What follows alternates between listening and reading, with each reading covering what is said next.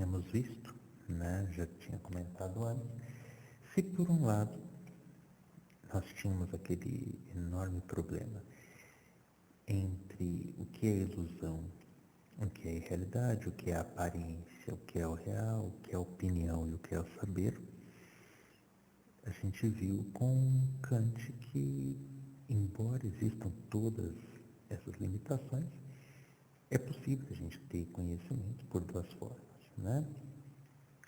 Tanto mediante a razão, né, a partir das informações que ele chama de a priori que a gente pode obter, como a partir daquelas que ele chama de a posteriori, que são aquelas que a gente obtém mediante a própria experiência. Mas eis que, já no século XX, um conjunto de pesquisas vai sugerir aí que nós não temos apenas uma única inteligência, da mesma forma que nós temos, segundo Kant, uma realidade extremamente complexa, nós também vamos ter um aparato de aprendizagem do mundo que é muito amplo. Se Kant tinha muito medo dos limites da razão, nós vamos descobrir, com estudos recentes, a partir de 1980, que um conceito chamado inteligências múltiplas vem sugerir que a razão não é a única forma. E se a razão é a única forma, ela não trabalha de uma única maneira. Ela trabalha mediante um conjunto de canais múltiplos de aprendizagem, que é o que hoje é conhecido como inteligências múltiplas. Vamos ver um pouquinho mais como é que esse processo, ok? As origens dessa teoria. Ela surgiu lá em meados dos anos 80. Na época havia uma série de questionamentos sobre a educação e sobre como que a educação se processava. Jean Piaget, ele já tinha descoberto que o modelo padrão de apreensão do conhecimento, ele era um modelo que tinha muitas falhas, né, dentro dos processos educacionais, e isso acabou levando um psicólogo chamado Howard Gardner a montar uma equipe e fazer uma série de pesquisas a respeito. A gente dá uma olhadinha aqui, o pesquisador Howard Gardner ele inicia as pesquisas sobre o processo de aprendizagem na Universidade de Harvard, isso lá nos anos 80. Na ocasião, o que se tinha a respeito da inteligência? O chamado teste de QI. O teste de QI, o objetivo dele era identificar o quociente de inteligência de uma pessoa, ou seja, a partir de uma série de perguntas e de testes realizados, o objetivo que se tinha era descobrir um indicador, né, do nível médio das pessoas. O nível padrão ali era entre 100, 100 e pouquinho, no máximo. E aí haviam QIs mais baixos, então eles mensuravam a inteligência da pessoa. Se o QI era muito alto, a pessoa era considerada um gênio. Se o QI era muito baixo, a pessoa era considerada uma pessoa com deficiências de apreensão, de aprendizagem. Isso Piaget já questionava, e Howard Gardner vai questionar demais, só que ele começa a pesquisar justamente para descobrir por que aquilo estava errado. E aí ele vai descobrindo que toda aquela estrutura, ela na verdade era uma avaliação baseada numa única fonte de aprendizagem, que era a matemática e a lógica, o raciocínio matemático e o raciocínio lógico. E é claro, ele é contrário a esse processo, ele acredita que isso não funciona de uma maneira adequada, e isso vai levar ele a pesquisar e a descobrir outras aprendizagens. A busca dessas outras aprendizagens acabou levando ele a expandir muito a percepção de como a gente podia aprender. E ele descobre que não existe apenas um canal de aprendizagem. O canal lógico-matemático é apenas um de um conjunto. Na época ele acabou descobrindo que havia 7 formas da gente aprender o mundo ao nosso redor, que ele chamou de inteligências múltiplas. Vamos ver um pouquinho de cada uma delas. A primeira, deixa eu encontrá-la aqui, que já é a que a gente estava falando até agora, é a lógico-matemática. Ela consiste o que? Na capacidade de realizar operações numéricas e de fazer deduções. Então, basicamente, o teste de QI era um teste em que eu envolvia operações numéricas e estruturas lógicas, questões lógicas que levavam a deduções. E isso não era, de nenhuma maneira, a única forma. Né? Ele descobriu que falou, gente, existem muitas pessoas que não aprendem apenas dessa maneira. As pessoas também aprendem de outras formas, então é preciso entender de que maneira se processa, como é que as pessoas estão capturando as informações e os conhecimentos do mundo. Né? E aí ele foi descobrindo outras maneiras. Além da lógica-matemática, ele descobriu a linguística. Né? E a inteligência da linguística, como que ela se processa? Ela se processa pela habilidade de aprender idiomas e de usar a fala e a escrita para atingir objetivos. Dessa forma, quem possui inteligência linguística é aquele tipo de pessoa que aprende muito rápido a falar outros idiomas, escreve muito bem, escreve melhor do que fala. Tem gente que fala, cara, quando eu preciso falar alguma coisa, eu preciso catar e escrever, porque eu falando ninguém entende, mas quando eu escrevo as pessoas são capazes de compreender. Mas é uma pessoa que ela tem um aspecto muito linguístico do acesso às informações, do acesso ao mundo. Mas não é a única. A gente também tem a inteligência espacial. A inteligência espacial, segundo Howard Gardner, é a disposição para reconhecer e manipular situações que envolvam apreensões visuais. Tem gente que é muito visual. Eu mesmo sou uma pessoa muito visual. Embora a minha área de pesquisa seja lógica e tudo, eu sou muito visual, tenho que transformar tudo em esquema, e eu tenho que conseguir enxergar o que está acontecendo. De qualquer maneira, eu tenho que transformar aquilo no mapa, eu tenho que conseguir estruturar isso para poder entender. Então, quem é mais linguístico, por exemplo, o cara ele pode pegar uma narrativa enorme, ele vai entender ela inteirinha e tal. A pessoa que ela é mais espacial, ela precisa visualizar de alguma maneira o que está naquele texto. Se ela não faz isso, o texto ela não consegue assimilar, né? Ela não consegue aprender claramente. Além da inteligência espacial, a gente tem a inteligência físico-sinestésica. No que consiste a inteligência físico-sinestésica? É o potencial para usar o corpo com o fim de resolver problemas ou fabricar produtos. Tem gente que é muito manual. O cara não gosta, esse negócio de fazer exercícios lógicos, matemáticos, linguísticos, não é a dele. O que ele gosta é de desenvolver coisas, de criar coisas, mas na prática, né? E não tanto na teoria.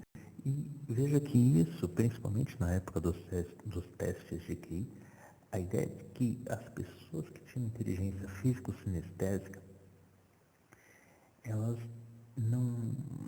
Era como se elas não possuíssem a mesma inteligência do lógico-matemático. E estava certíssimo, não possuía mesmo. Só que se entendia que isso era menor, que isso era menos, né? Que o lógico-matemático era mais. E na verdade não. Né? A pessoa físico-sinestésica, ela compreende no ato em que ela começa a fazer. É por isso que tem gente que você começa a explicar, o cara já sai correndo para fazer a coisa.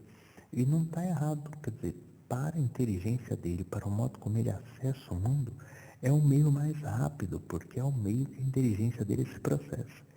Se ele for ficar dando ouvidos e lendo, para ele não resolve muito. Isso vai causando ansiedade, porque o que ele quer mesmo Para aprender, ele até quer, mas para aprender ele precisa ir lá para a situação prática. Então, há de se ter esse enorme dinamismo em se construir situações práticas para que o físico sinestésico tenha a possibilidade de aprender. Já a inteligência musical, olha só que coisa curiosa, né? A inteligência musical consiste numa aptidão para tocar, apreciar e compor padrões musicais. A impressão que dá é que isso é apenas uma habilidade específica para a música. Só que na verdade é uma inteligência. A pessoa do tipo musical, ela apreende o mundo por meio de uma organização musical. Né? E a música, ela tem uma enorme organização. Ela tem as 7 notas musicais, mas a partir daí você tem os sustenidos, você tem os bemóis, você tem os semitons, você tem uma série de características ali. E veja que o músico ele consegue expressar qualquer situação dentro de um contexto musical. Né? E isso naturalmente, porque é a forma como ele processa, é a forma como ele aprende, é a forma como ele reflete o mundo. E ele tem uma enorme aptidão para isso. O musicista ele consegue capturar essa capacidade auditiva do mundo de uma maneira que assim, a gente até aprecia o modo como eles entendem a música é muito diferente, né? Só que acontece de uma maneira muito natural. E eles não compreendem só a música assim, eles compreendem o mundo de uma maneira mais musical. Então eles conseguem refletir, por exemplo, a pessoa ela vê uma situação crítica na sociedade e ela faz uma música que reflete isso. Ela aprendeu aquele aspecto crítico da sociedade enquanto ela escrevia a música. Esse processo que ela faz para refletir, construir a letra, criar as rimas, isso é parte do processo de aprendizagem e de reflexão do mundo, que esse tipo de inteligência promove.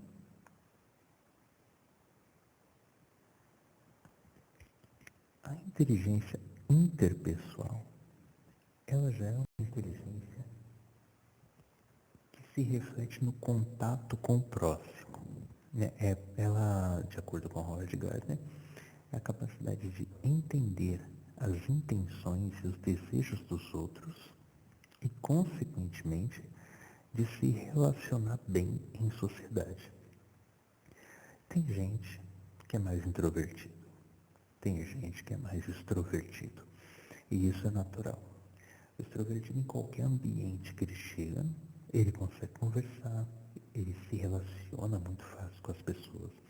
E as pessoas sentem uma simpatia muito grande. O cara ele para 5 minutos numa banca de jornal, parece que ele conhece toda a vizinhança e ele de repente nunca esteve lá.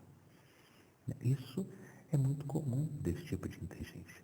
O interpessoal ele é ótimo para ele construir conexões, vínculos, laços, porque isso é parte da própria experiência, parte do próprio aprendizado dele.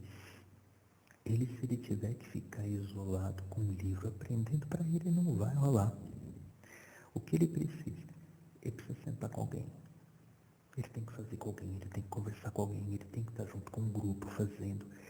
Ele não apenas aprende o conteúdo, mas ele conecta as pessoas em prol daquele conteúdo junto com ele. Então, a inteligência interpessoal, ela se processa a partir da relação entre os pares, que é uma coisa que você vê que, assim, por exemplo, a musical, ela pode acontecer de uma maneira completamente isolada, mas a musical também pode acontecer de uma maneira completamente interpessoal, porque a música também conecta. Então veja que quando você coloca pessoas com diversos canais dessas inteligências, o resultado é uma diversidade muito grande, né? Por isso que uma coisa que Gardner fala é que em uma equipe, por exemplo, o ideal é você não ter um único tipo de inteligência acontecendo ali. Mas você ter pessoas que compartilham dessas inteligências múltiplas, porque uma ajuda a outra a seguir adiante. Além da interpessoal, nós temos a intrapessoal. Intra é entre. é para dentro. E a pessoa intrapessoal é aquela que tem o quê? A inclinação para se conhecer e usar o entendimento de si mesmo para alcançar certos fins. Tem gente que olha muito para fora e nunca olha para dentro. A pessoa que tem inteligência intrapessoal, ela é muito voltada para o autoconhecimento. E é muito curioso, porque nesse processo de autoconhecimento ela vai descobrindo não só as capacidades que ela tem, mas os processos internos que ela usa para poder se autoconhecer e se ajudar. Resultado, ela acaba a partir daí criando padrões, metodologias, estratégias para ajudar os outros. Então, por exemplo, livros de autoajuda, muitos deles são feitos por pessoas que têm uma grande inteligência intrapessoal. Uma pessoa que conhece demais os caminhos internos, ela ajuda muitos outros a conhecerem também os caminhos internos deles. Porque isso é uma propriedade muito comum que ela tem. As pessoas intrapessoais, elas são pessoas muito interiorizadas. Por exemplo, tem muitos poetas, olha só, o poeta geralmente ele usa a inteligência linguística. Mas o poeta que reflete sobre si mesmo, ele é um intrapessoal que usa da linguagem poética para falar de si. Curiosamente, muitos filósofos também são intrapessoais. Sócrates, por exemplo, é um dos grandes exemplos de uma pessoa completamente intrapessoal, porque até ele, os filósofos que são chamados de pré-socráticos, a grande preocupação deles era descobrir a arqué, a origem de todas as coisas. E já Sócrates, a preocupação dele, ele desloca esse caminho da filosofia, que é basicamente um berço da ciência, da física, da astronomia, ele desloca isso para a preocupação interior. Né? Quem é o homem no mundo? Qual é o nosso papel? Quem sou eu para agir no mundo da maneira como eu ajo? Tanto que uma das frases mais célebres de Sócrates foi a vida não refletida não vale a pena ser vivida. Ou seja, típica frase de uma pessoa intrapessoal, né? A vida não tem graça se eu não olhar para dentro de mim, né? Se eu não buscar o autoconhecimento. Então, pessoas intrapessoais, elas ajudam demais as pessoas do mundo a conseguirem entender melhor elas mesmas. O que, por sua vez, favorece as relações interpessoais. Né? Então, se nós observarmos esse conjunto todo aqui das inteligências múltiplas, a gente vai ver que uma sociedade que trabalha essa diversidade, ela consegue avançar muitas coisas positivas, porque eles conseguem construir juntos uma série de realidades. E isso para Howard Gardner é um processo muito interessante. Ele avançando mais nesses estudos, hoje ele já foi um pouco além, ele encontrou uma inteligência que ele chama de inteligência naturalista, que é a base, por exemplo, das pessoas mais voltadas para a sustentabilidade, para a ecologia, preocupação com os animais e com o planeta. Ele diz, veja, isso é uma forma de compreender. Tem gente que compreende o mundo apenas pela visão do mundo humano, que é o caso do interpessoal. O naturalista ele vai compreender o mundo por uma visão mais ampla do planeta todo. Né? E ele também percebeu um outro tipo de inteligência que ele chamou de inteligência religiosa. Que ele diz, veja, algumas pessoas sempre têm uma inclinação para procurar algo que está por trás do mundo, algo que fundamenta o mundo, que é o que a gente já falou em filosofia, que é a metafísica. Ele diz, veja, isso é um tipo de inteligência porque é uma forma de aprender o mundo a partir daquilo que está por trás do mundo, que fundamenta o mundo.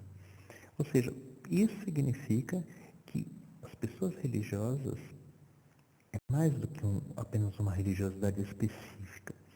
É uma forma de ser no mundo. Assim como todas essas outras inteligências que nós vimos aqui. O interessante da visão de Howard Gardner é que todas essas inteligências múltiplas, elas tendem a se complementar. Né? Existe uma complementaridade nelas. No conjunto, nós temos a espécie humana aprendendo junto sobre essa realidade que nos cerca. A realidade que para Kant era infinita e caótica, e por isso a gente tinha que ter uma grande desconfiança dos limites da razão, né? Já que a gente só podia compreender aquilo que cabia dentro daquela relação de tempo e espaço que a gente colocava, e tudo que estava fora a gente não compreendia. Bom, o Howard Gardner ele mostra que a partir das inteligências múltiplas a gente consegue entender o mundo por várias perspectivas diferentes, o que é uma coisa bem interessante, né? E que inclusive o próprio Kant, a preocupação de Kant mostra, por exemplo, que Kant era uma pessoa que tinha uma preocupação metafísica, portanto, Kant tinha uma grande tendência a desenvolver a inteligência não intrapessoal, já que a preocupação dele era conquistar fora, por trás das coisas, então seria uma inteligência do tipo religiosa. Só que não manifesta na forma de religião, mas manifesta na forma da metafísica, que era uma busca específica da área da filosofia que ele desenvolveu. Né? Então, isso é o que nós temos hoje, a ideia interessante dos processos do conhecimento e das formas que eles podem aparecer. E aí? Né? Qual que é a sua inteligência? De que modo que você desenvolve isso? O que você acha que é mais a sua, qual que é mais a sua área? E é isso aí, pessoal. Observem bem isso, vejam todas essas opções e a gente conversa depois e aprofunda um pouco mais no assunto, ok? É isso aí, pessoal. Até mais.